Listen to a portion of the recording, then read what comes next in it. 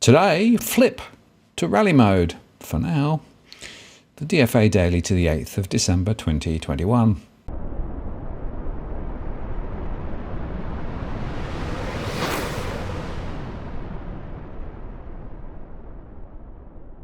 Hello again, it's Martin North from Digital Finance Analytics, well-noticed posts covering finance and problem news with a distinctively Australian flavour. In today's show, we look at the latest from the markets, consider the proposals for digital currency reform in Australia, and look at a weak report on the Bank of Mum and Dad from the Productivity Commission. But first, as expected, we flipped back to buy mode on the markets as the impact of Omicron is recalibrated and ahead of the US inflation number at the end of the week. We keep flipping from buying value stocks to growth and back again. As Bloomberg's authors says, the two styles are strongly linked to the macro environment, with growth tending to do well when people are worried about the economy. This chart shows how the Russell 3000 Value Index has performed relative to the Russell 3000 Growth Index over the last 20 trading days. You're not going to find explanations in either corporate fundamentals or the incoming macro news to explain that. At this point, the shocks of the last month have almost perfectly cancelled each other out. With several more thin trading days to come between now and the end of the year, one last set of meetings by central banks, and another batch of inflation data led by the US CPI numbers on Friday, it's an extremely fair bet that there will be more twists and turns to come. It is not, however, a good idea to bet much on whether value or growth or risk off or risk on ends the month in the ascendant. Anyway, today the S&P 500 delivered its biggest one-day rally since March, as a record run in Apple and strong gains in Intel triggered a rally in tech to help the broader market set its sights on record highs once again. The S&P 500 rose 2% and is now just about 1% below its all-time highs. The Dow Jones Industrial Average climbed 1.4%, while the Nasdaq climbed a massive 3%. Cyclicals such as energy and financials racked up gains as investors cheered positive updates on Omicron. The new variant is almost certainly not more severe than the Delta variant, Dr. Anthony Fauci, President Joe Biden's chief medical advisor, said on Tuesday.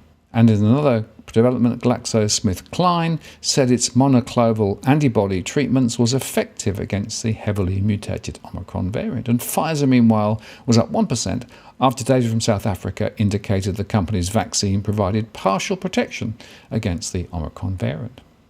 Apple soared to a record high after Morgan Stanley hiked its price target on the tech giant to $200 from $164. Apple's foray into new product categories, including augmented reality and virtual reality, which will bolster its valuations, aren't yet priced into its shares, according to Morgan Stanley. Chip stocks were also in favour, underpinned by a surge in Intel, as the chip maker detailed plans to take Mobileye, its self-driving car business, public in 2022. Reports suggest the self-driving car business could fetch a valuation of around $50 billion, but some on Wall Street say that might be somewhat optimistic. And while the move is positive for Intel, the transaction isn't expected to change the company's broader trajectory as it struggles to maintain shares in its core operations, said one analyst. Sentiment on tech was also strengthened by a melt-up in cloud-related stocks following a 20% rally in MongoDB as the database reported a narrower-than-expected loss. And Amazon, meanwhile, held the bulk of its gains as the e-commerce behemoth said it identified the cause of problems in its cloud services that caused outages across the internet, including Disney Plus and Netflix. Tesla jumped more than 4% after UBS upgraded its price target on the stock to $1,000 from $725, citing the electric automaker as an undisputed leader. Crypto-related stocks, including Coinbase, Marathon Digital, and Riot Blockchain, were pushed sharply higher by a rebound in Bitcoin following its recent malaise. Energy followed oil prices higher as positive updates on Omicron and expectations that supply of Iranian crude isn't likely anytime soon, amid considerable differences on nuclear talks between the US and Iran. Crude oil for delivery in January rose 3.34% to $71.81 a barrel.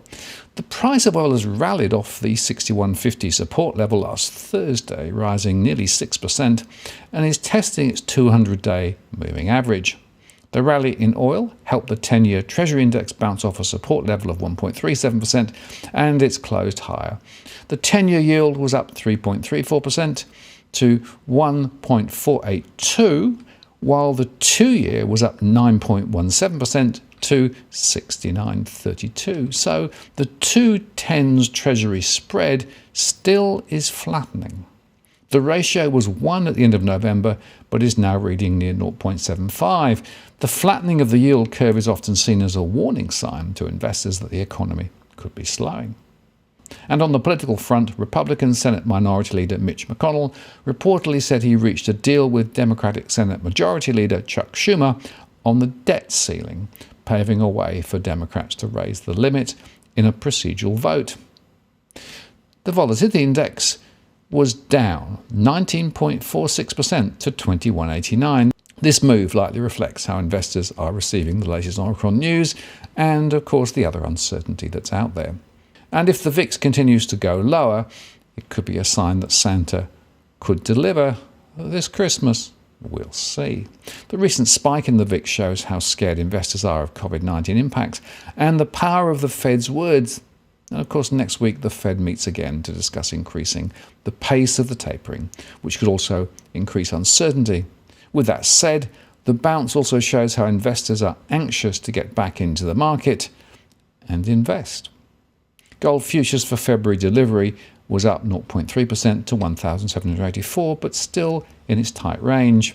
And the euro-US dollar was up 0.04% to 1.1268, while the US dollar index futures was down 0.04% to 96.29.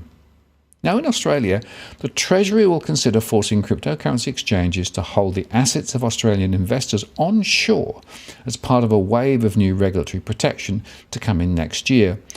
But it's knocked back the idea of a tax break for Bitcoin miners using renewable energy. In a week when crypto markets swung wildly and local investors were left stranded as Melbourne-based exchange MyCryptoWallet collapsed, Treasurer Frydenberg will say the government has agreed in principle with several core tenets of Senator Andrew Bragg's Australia as a Technology and Financial Centre report that was tabled in October and which I made a show on before. In a speech to the Australia-Israeli Chamber of Commerce, Frydenberg will say the impending reforms would be the most significant in 25 years. The fast-growing crypto sector will know the design of Australia's licensing and custody regimes, whether wealth will be held by local regulated exchanges and the industry-wide standards for operators after Treasury completes its own consultation process by mid-2022. The industry will also have a framework regarding decentralized autonomous organizations, or DAOs, which Treasury will begin a consultation process on. A DAO is a type of decentralized corporation often used to coordinate financial contributors from around the world through automated contracts. As it stands, few jurisdictions around the world acknowledge DAOs in any legislation. But the recommendation that Bitcoin miners receive a company tax discount of 10% should they source power from renewable sources has been rejected. The Treasury did not elaborate on why, but has pointed instead to its priority to establish a fit-for-purpose regulatory framework. For businesses, these reforms will address the ambiguity that can exist about the regulatory and tax treatment of crypto assets and new payment methods, Frydenberg will say, according to a draft of the speech. For consumers, these changes will establish a regulatory framework to underpin their growing use of crypto assets and clarify the treatment of new payment methods. And additionally, Treasury will begin researching the viability of a retail central bank digital currency, the CBDC, a digital asset issued by a central bank and linked to a sovereign currency. Last month, the Reserve Bank of Australia noted the role of a centrally issued digital asset could have in the economy, arguing that it could offer consumers protection from unstable cryptocurrencies while also giving them access to crypto-centric ecosystems. However, much has been made of the role that central bank digital currencies play in developing economies. such as the Bahamas and China, offering citizens ways to access the global financial system, and Treasury will look into whether it has a role to play in an advanced economy such as Australia. But of course, this may have an impact on some of those other cryptocurrencies like Bitcoin. Regarding the unclear tax rules around crypto transactions, Frydenberg will pass this on to the Board of Taxation to investigate. As it stands, the ATO considers every transaction between crypto to crypto, as well as every conversion between Australian dollars and digital assets, a taxable event. This may discourage investors from cashing out of volatile markets or moving their positions in line with their strategies to save themselves a large tax bill.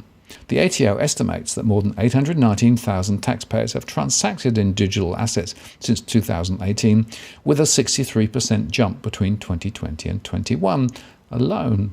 Responding to Senator Bragg's recommendation that there will be a clear process for debanked businesses where traditional finance institutions refuse to offer services to crypto-related companies, Treasury will defer consultation to the Council of Financial Regulators. As more Australians utilise these technologies and invest in these digital assets, it is important that a robust regulatory regime underpins their interactions, Frydenberg will say. And finally, the Productivity Commission has insisted that there's no strong evidence of parents giving large bumps to their children's property purchases. A new research paper on intergenerational wealth transfers and the resulting economic effects from the Productivity Commission has estimated how much parents help their offspring enter the property market. As noted in the report, there is no comprehensive data on the bank of mum and dad, which makes it difficult to assess the size or prevalence of parental assistance or differentiate between wealth transfers and loans or other help. Parents can help their children enter the housing market via loans or gifts, acting as a formal guarantor on a mortgage application to avoid lenders' mortgage insurance, or providing rent-free housing to boost savings, in addition to leaving an inheritance. The Commission noted that private sector surveys by comparison websites, consultants and mortgage providers resulted in small sample-based estimates of total lending from parents of around $35 to $92 billion. The estimated range would place the Bank of Mum and Dad somewhere between the 5th and 9th largest home lender when compared to the total book value across the providers, but the Commission stated that it could not find strong evidence of large transfers from the Bank of Mum and Dad, gifts or guarantees from parents that could help their children buy a house, despite popular belief. Despite inheritances and gifts more than doubling since 2002 and being projected to rise fourfold between now and 2050, the median gift parents gave to the children of all ages was just around $1,000, they said.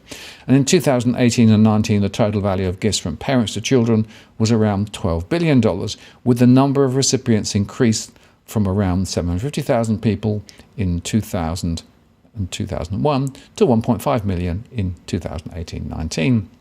Average recipients for gifts were around 20 years of age at the beginning of their career, yet to start a family or purchase a home, and they tended to receive around $8,000.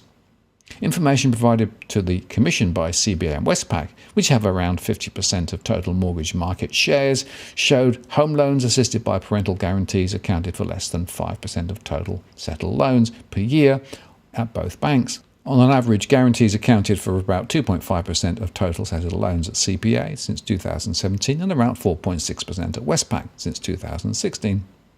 Taking the 3.5% weighted average across CBA and Westpac, the Commission calculated that if the same proportion of loans in Australia were guaranteed and the average guarantee would be about 20% of the loan, then the total value of guarantees would be around $13 billion based on aggregated housing and investor loans outstanding in September 2021. And meanwhile, more than $120 billion in wealth was transferred in 2018, with the aggregate total annual value of wealth transfers more than doubling in real terms since 2002. Slightly less than $1.5 trillion has been transferred since 2002. More than inheritances, asset price growth, particularly for housing, had a much greater impact on wealth inequality. Productivity Commissioner Lisa Gropp noted inherent wealth only contributed around a third to the persistence of intergenerational wealth, with the rest coming from other things parents give to their children, including education, networks, values, and other opportunities. By the time people receive inheritances, they usually be well into middle age, about 50 years old on average. This limits the impact inheritance have on opening up lifetime opportunities and opportunities about career and family, Ms. Gropp said. Gifts, on the other hand, tend to be much smaller and flow to younger people just starting out in life. Close to 90% of transferred wealth, around $100 billion in 2018, was in the form of inheritances, passed on following death. Around half of all inheritances went to the children of the deceased. Most of the remainder went to a surviving spouse or to other family and friends, while around 2% went to charity. Although wealth transfers are projected to increase absolute wealth inequality, the Commission noted fewer people tend to receive transfers that are a larger share of their existing wealth. Wealthy people receive more inheritances and gifts on a dollar-for-dollar basis, but less as a percentage of their existing wealth, Productivity Commissioner Catherine Defournay said. When measured against the amount of wealth they already own, those with less wealth tend to get a bigger boost from inheritances, on average about 50 times larger for the poorest 20% than the wealthiest 20%. Hence, wealth transfers tend to reduce the share of wealth held by the richest Australians, and our projections show that this is likely to continue. This might be a surprise to some, but it's been found in every other country that's been studied. Now, a couple of points on this. Firstly, of course, it is very hard to detect some of these transfers, particularly for property purchase, between parents and their kids. Not least because banks don't ask the question when they're making mortgage loan applications. And transferring money, of course, is not illegal, so it's hard to track. And I'll make the point that guarantors are not a very large part of the market. It's precisely what I'm seeing in my surveys, because, of course, there are all sorts of legal issues relating to that, which is why the bank of mum and dad is alive and well. So I'm afraid the Productivity Commission, in my mind, has missed the point with regard to what's going on. But, as they do say, there's no data on this. And why would there be? Because essentially this is a private arrangement between individuals and, therefore, is not actually in the public domain. Nevertheless, if you actually ask the right questions in our surveys, as we do, we continue to see the bank of mum and dad alive and well and supporting the property market. And I'll be continuing to report on this information in the weeks and months ahead. So I have to tell you that I think the Productivity Commission here is a bit of a damp squib. They have missed the point. And I say again, banks are not asking the right questions. So when somebody rocks up with a deposit, it is not often in the bank's interest to ask about the source of that deposit. Therefore, they prefer to look the other way and just make the loan anyway. Now, if you're buying your home in Sydney's contentious market, you don't need to stand alone. This is the time you need to have Edwin Almeida from Ribbon Property Consultants standing alongside you. Buying a property is both challenging and adversarial. The vendor has a professional on their side. Emotions run high, price discovery and price transparency are hard to find, and then there's the wasted time and financial investments that you make. Edwin understands your needs, so why not engage a licensed professional to stand alongside you?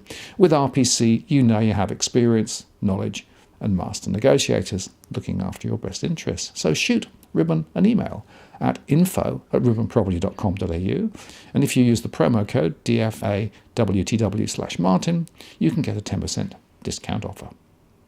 I'm Martin North from Digital Finance Analytics. Many thanks for watching, and I'll see you again next time.